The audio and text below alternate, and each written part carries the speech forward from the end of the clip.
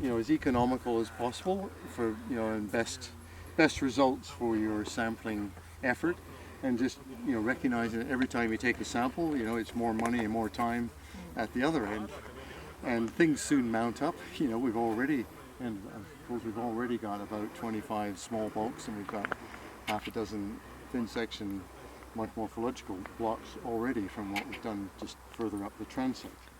So you need to be either thinking, is it the best representative sample we've got of the day, or is it showing some slightly different expressions of what you've seen in the other holes?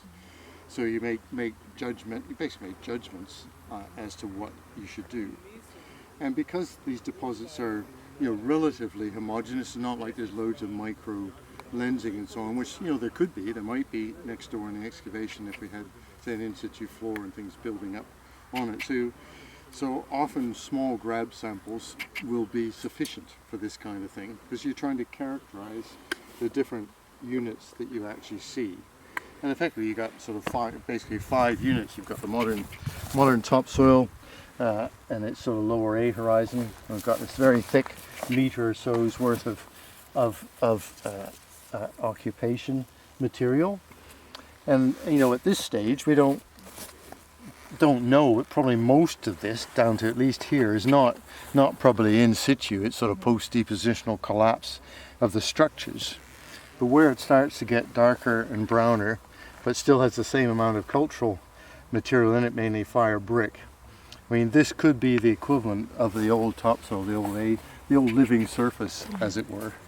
So this is kind of to me the really important part of the profile in terms of the archaeological and soil transition. And then the other horizons are basically the soil profile. That's, you know, the pre-Neolithic soil profile, and obviously it's not incomplete in this particular example.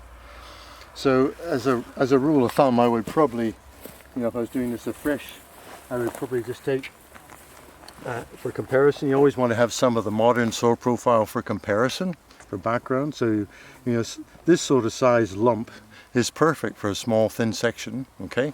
And we just wrap that up with cling film and parcel tape, know which way is up, and obviously do the measurements of its depth in your notes. Do the modern topsoil. Then you want to do the transition. So you're always looking at transitions from one layer or one horizon to another. So probably something like this, where it's going from the base of the modern plough soil into the archaeological zone. So this lump is ideal. And then probably, because it's quite thick, probably just another one, say, from the middle of the occupation zone. And then going for this transition across this transition. So even though they're disconnected lumps, this kind of thing here, and then again at the very bottom where it seems to be the occupation material is running out and it's turning into this more organic soil profile, taking those.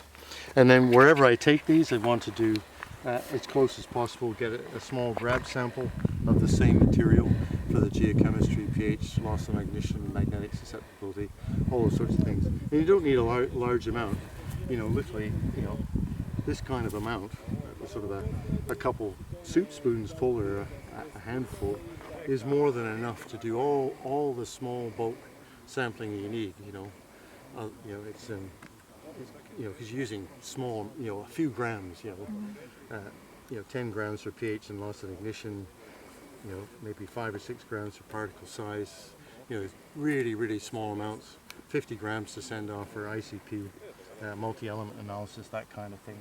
So you don't need huge amounts of material to go with.